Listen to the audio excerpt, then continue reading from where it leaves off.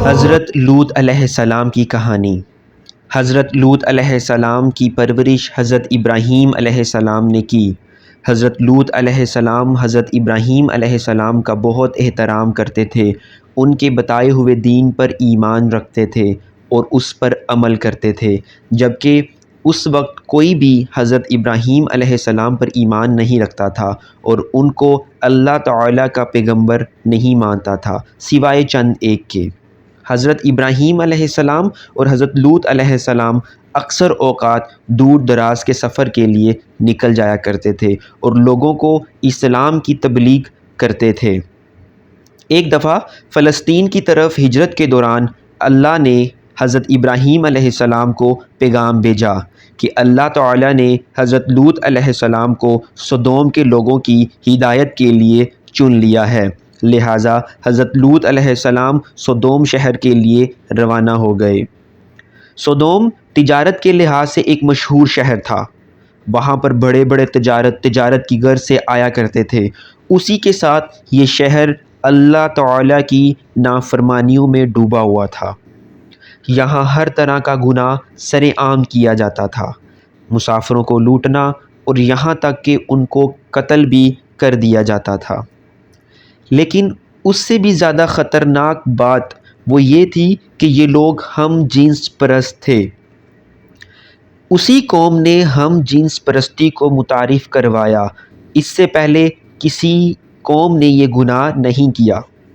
پوری قوم اس عمل کو نارمل سمجھتی تھی، اس پر فخر کرتی تھی اور سر عام اس کی بات کی جاتی تھی۔ یہ قوم سب سے زیادہ بدکار لوگ تھے۔ حضرت لوط علیہ السلام سدوم آئے اور لوگوں کو اسلام کی تبلیغ دینے کا کام شروع کیا۔ آپ جانتے تھے کہ یہ قوم سب سے زیادہ بدکار قوم ہے، لیکن حضرت لوط علیہ السلام نے ان کو ہدایت کے راستے پر لانے کا مضبوط ارادہ کیا۔ آپ نے قوم کو اکٹھا کیا اور فرمایا، کیا آپ لوگوں کو اللہ کا ڈر نہیں؟ اس کی عبادت کرو، میں اللہ کا پیغمبر ہوں، اللہ کی نافرمانی مت کرو اور میرا کہنا مانو۔ لوگوں نے آپس میں بحث کرنا شروع کر دیا کہ یہ ہمیں اس کام سے روکتا ہے، یہ بدلے میں ضرور ہم سے کچھ حاصل کرنا چاہتا ہے۔ یہ سن کر حضرت لوط علیہ السلام نے فرمایا، میں کچھ بھی حاصل کرنا نہیں چاہتا، بلکہ میں اللہ کی رضا حاصل کرنا چاہتا ہوں۔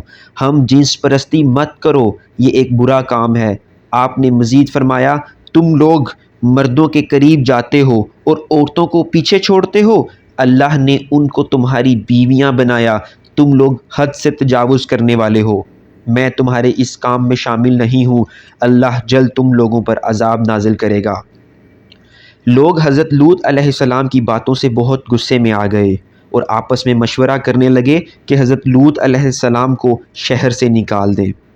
حضرت لوط علیہ السلام بہت زیادہ پریشان ہو گئے۔ وقت گزرتا گیا، کئی سال گزر گئے۔ حضرت لوط علیہ السلام نے اسلام کی تبلیغ کا کام جاری رکھا، لیکن کوئی بھی شخص اسلام میں داخل نہیں ہوا۔ سدوم میں صرف ایک گھر تھا جس میں اسلام کے پیروکار تھے، وہ حضرت لوط علیہ السلام کا گھر تھا۔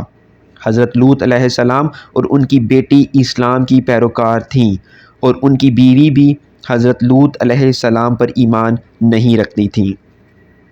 حضرت لوط علیہ السلام نے اپنی قوم کی ہدایت کے لیے اور اپنے خاندان کی حفاظت کے لیے اللہ تعالیٰ سے بہت دعا کی۔ دوسری طرف اللہ نے حضرت ابراہیم علیہ السلام کے پاس 3 فرشتوں کو بھیجا۔ حضرت ابراہیم کے پاس وہ انسانی شکل میں آئے۔ حضرت ابراہیم علیہ السلام نے مہمان سمجھ کر ان کے لیے کھانا بنایا۔ فرشتوں نے کھانے سے انکار کر دیا۔ حضرت ابراہیم علیہ السلام بہت پریشان ہو گئے اور فرمایا، آپ لوگ کون ہو؟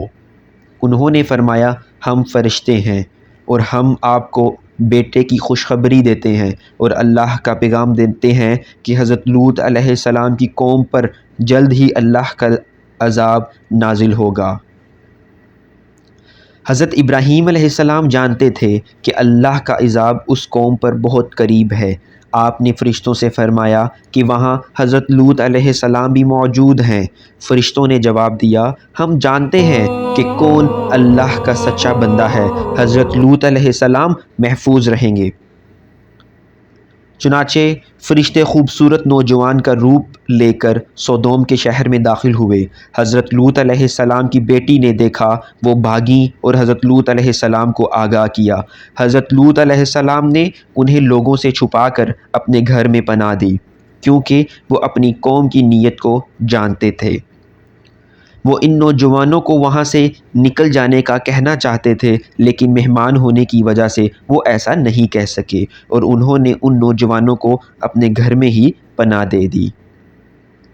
حضرت لوط علیہ السلام کی بیوی کافر تھیں۔ اس نے یہ سب دیکھا تو بھاگ کر لوگوں کو یہ خبر بتا دی۔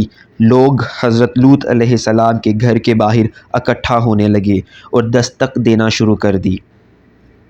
حضرت لوط علیہ السلام نے فرمایا، اے لوگو، یہ میرے مہمان ہیں، ان کی عزت کرو، ان کو تنگ مت کرو، کیا تم تھوڑی بھی عقل نہیں رکھتے؟ انہوں نے کہا کہ ہم نے آپ کو مہمانوں کو پناہ دینے سے منع نہیں کیا تھا، اور انہوں نے دروازہ توڑنا شروع کر دیا۔ حضرت لوط علیہ السلام نے فرمایا، اے میرے لوگو، یہ میری بیٹیاں ہیں، تمہارے لیے پاک ہیں، اللہ سے ڈرو اور مہمانوں کی بے قدری مت کرو۔